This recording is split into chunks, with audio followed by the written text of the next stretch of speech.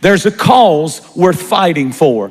Our families are worth fighting for. It's not easy. It's not easy to hold your family together. It's not easy to raise children in the times in which we live. Everything seems to be against the family and against the home. But when we decide that our families are a cause worth fighting for, God said, then I will fight for you. Fight for your family. Fight for your marriage. Don't give up on it. Fight for it. Fight for your wife. Fight for your husband. Fight for your sons and your daughters, because Satan is on a rampage and he wants to destroy the church, but he can't destroy the church without destroying the home.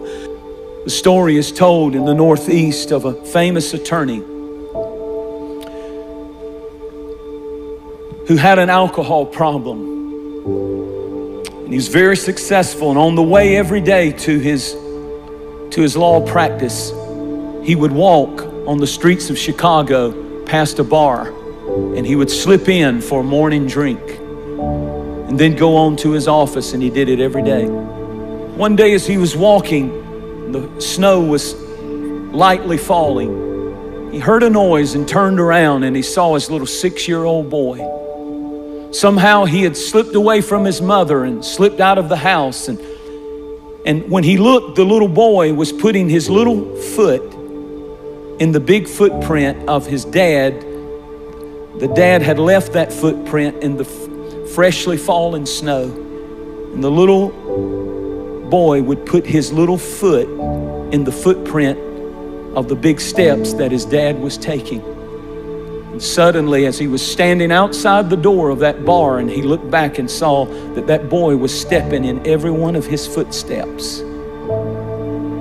And he was smitten with conviction, and he ran and scooped the boy up and took him home and put him in the arms of his mother and ran downstairs. And he says he fell to his knees and he began to weep and cry. And he said, "Oh God, help me to never, ever again allow my footsteps to lead my children to a bar, but let my footsteps lead my children to you." Enjoy your family.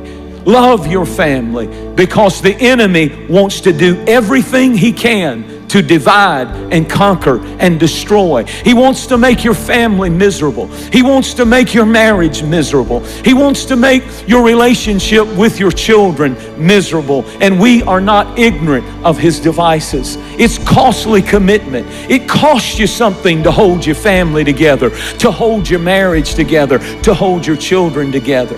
Don't leave it up to the preacher to save your family. Don't leave it up to the youth director or the youth program or the church or somebody else. Don't even leave it to the mother, dad, to do your praying, but get your family.